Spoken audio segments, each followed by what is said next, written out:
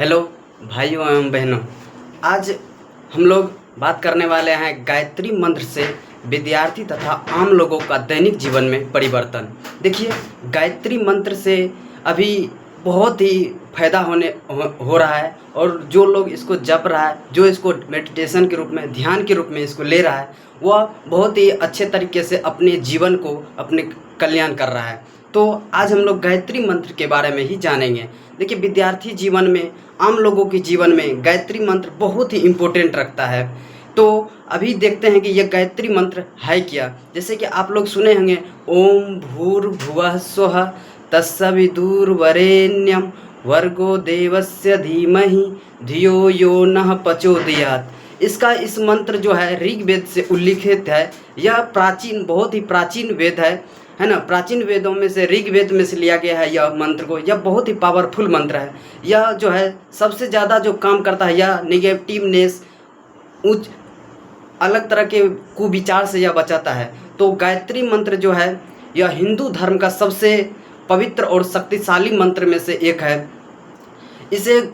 इसे जप करने से ज्ञान, बुद्धि और आध्यात्मिक शक्ति प्राप्त होती है। गायत्री मंत्र का उल्लेख जो है ऋग्वेद से लिया गया है, विश्वामित्र के द्वारा। जो यह सूर्य की दिव्य रूप की उपासना का मंत्र है। इसे देखे होंगे छठ पर्व में जो है सूर्य देवता के लोग सब बड़ा ही पूजा करता है ना। तो यह सूर्य देव की सबसे बड़ा ही मंत्र है ना। इसे मंत्रों का माता ही कहा जाता है। जितना भी मंत्र है उसमें सबसे पावरफुल जो मंत्र है वह गायत्री मंत्र है ना। तो कहते हैं, ओम की ध्वनि से जग रोशन हो जाए, ओम की ध्वनि से जग रोशन हो जाए, गायत्री मंत्र से मन का पावन हो जाए। जो करे इसका सच्चा मन से ध्यान, उसका जीवन सुख और ज्ञान से भर जाए। तो अभी देखिए कि आप लोग पढ़ाई करते हैं या आम लोग की तरह अपने जीवन को व्यतीत करते हैं, तो इसमें कई तरह की आपको परेशानी आता है, कई तरह की कठिनाई आता है ना। कोई चीज़ करते हैं उसमें करने में मन नहीं लगता है। तो ये सब चीज़ को जो है तंदुरुस्त करता है ये गायत्री मंत्र। इसको जो है बुद्धि, और इससे फ़ायदा क्या होता है कि बुद्धि और याददाश्त तेज हो जाता है। जो बच्चा इसको मेडिटेशन के रूप में सुबह, दोपहर, शाम में, तीनों में से आप कभी भी मेडिटेशन के रूप में गायत्री मेडिटेशन कीजिए, ध्यान लगाइए और गायत्री मंत्र का उच्चारण कीजिए, तो आपका जो होगा पढ़ाई का लेवल वह बढ़ जाएगा, है ना। आपका याददाश्त क्या होगा, वह बढ़ जाएगा। आत्मविश्वास, आध्यात्मिक शक्ति आपको मिलने लगेगा, है ना। इसका जो है आध्यात्मिक विकास होने लगता है ना। यह जो है 24 अक्षर का मंत्र है। 24 अक्षर का मंत्र है। आपके शरीर में भी 24 गो ग्रंथियाँ हैं, 24 गो ग्रंथियाँ हैं। तो यह आप जो इस मंत्र का उच्चारण करते हैं तो ये आपका बॉडी का जो है 24 ग्रंथियाँ वह क्या करते लगता है, वाइब्रेट करने लगता है और बॉडी को तंदुरुस्त करने लगता है, बैलेंस करने लगता है। आप जो कोई अलग विचार के कुविचार सोचते हैं वह उससे दूर भगाने लगता है। आपके बॉडी में 7 चक्र है, 7 चक्र है, जिसमें से सबसे डेंजरस चक्र है आपका मूलाधार चक्र। मूलाधार चक्र जब आपके बॉडी, यह प्रत्येक मनुष्य के शरीर में है, सभी मनुष्यों के शरीर में है मूलाधार चक्र। ये मूलाधार चक्र क्या होता है, आप जब अब कहीं भी चलते हैं, सड़क पर चलते हैं, घर में चलते हैं, परिवार के साथ रहते हैं, कहीं भी जाते हैं, तो आपके मन में निगेटिवनेस, कुविचार आने लगता है ना। किसी को देख करके कुविचार आने लगता है। वह जो है वह कौन सा चक्र है, मूलाधार चक्र के कारण ही आपके इस तरह की भावना आपके ब्रेन में आने लगता है। तो इससे बचने के लिए आप जो गायत्री मंत्र का उच्चारण करेंगे और गायत्री मंत्र करेंगे तो यह विचार आपके इससे दूर हो जाएगा, है ना। तो आप लोग इस गायत्री मंत्र को अपनाइए, अपने जीवन को सुखद बनाइए। अभी देखिए कि बिहार के बहुत सारे ऐसे हर घर जन कल्याण के लिए गायत्री मंत्र को फैलाया जा रहा है। हर जगह यज्ञ करवाया जा रहा है, हवन करवाया जा रहा है ना।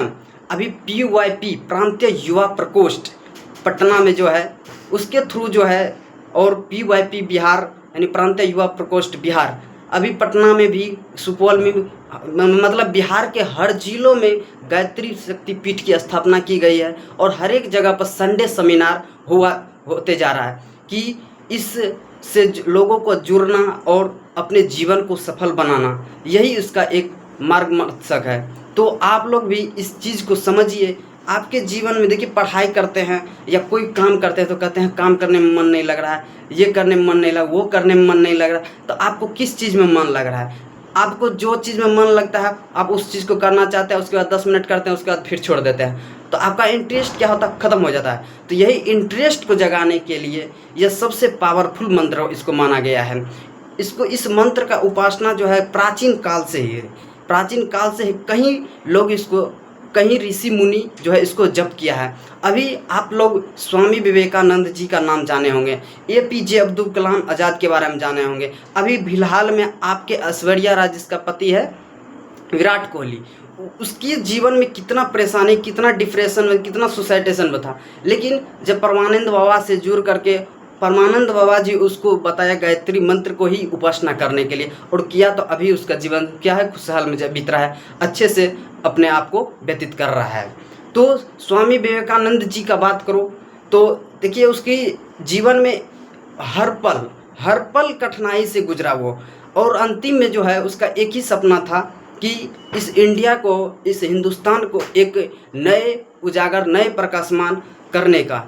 तो देखिए, इंडिया में ही नहीं, वो विदेशों में भी जा कर के अपने आप को, इस इंडिया का नाम रोशन करवाया। तो यह किसके बदौलत, जब उसके जीवन में कहीं भी तरह का कठिनाई आता था तो वो मेडिटेशन करता था, यानी ध्यान करता था, और ध्यान करते वक्त जो है गायत्री मंत्र का ही वह उपासना करता था, उच्चारण करता था, है ना। और देखिए, आज उसको हम लोग युवा दिवस के रूप में उसको मनाने रहे हैं। APJ अब्दुल कलाम आज़ाद के बारे में जानिए आप लोग, APJ अब्दुल कलाम आज़ाद के बारे में। उसका भी जीवन पूरी तरह से कठिनाई से गुजर रहा था, लेकिन कहते हैं ना, जो लोग सोचता है वह कर नहीं पाता है। तो मतलब जो आप सोचते हैं वो ऐसा थोड़ी है कि कर ही लेंगे, नहीं होगा, है ना। अभी हम देखिए, हम सोच रहे थे SP के बारे में, मतलब UPSC क्रैक करके SP बनना चाहते थे। अभी देखिए मेरा ट्रैक दूसरा चेंज हो गया। मतलब जो सोचते हैं मानव, वह करेक्टली नहीं कर पाता है ना।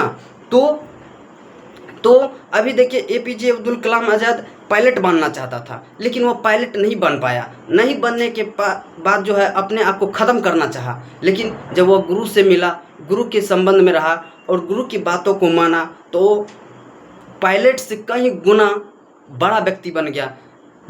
जो एक पायलट के बन कर के जहाज़ उड़ा था, अभी जो है वह राष्ट्रपति के होते हुए भी साइंटिस्ट भी बना, साइंटिस्ट के होते हुए राष्ट्रपति भी बना, और दोनों पद को ग्रहण किया एक ही समय में। मनमोहन सिंह और एक ही समय में राष्ट्रपति, इस हिंदुस्तान के लिए यह बहुत ही गौरवशाली की बात है। अभी तक ऐसा राष्ट्रपति, ऐसा जो है प्रधानमंत्री नहीं बना। तो मैं आप लोग से यही उम्मीद रखता हूं कि आप हर घर इस जन कल्याण मंत्र को फैलाइए, और अपने आप को, विद्यार्थी जीवन में अगर आप लोग हैं तो इस मंत्र को अपने जीवन में उतार करके अपने आप को खुशहाल बनाइए।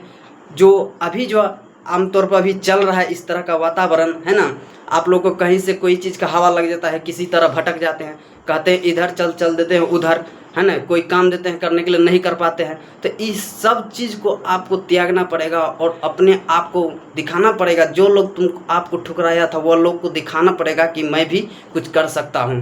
तो आप लोग इस चीज़ को समझे बहुत ही अच्छी तरह से। गायत्री मंत्र से विद्यार्थी तथा आम लोगों के जीवन में परिवर्तन कैसे होता है, इस चीज़ को आप लोग समझे अच्छी तरह से।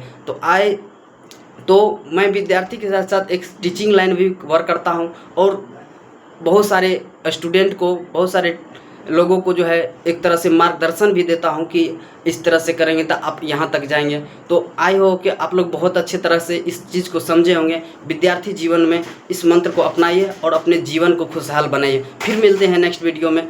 फिर धन्यवाद।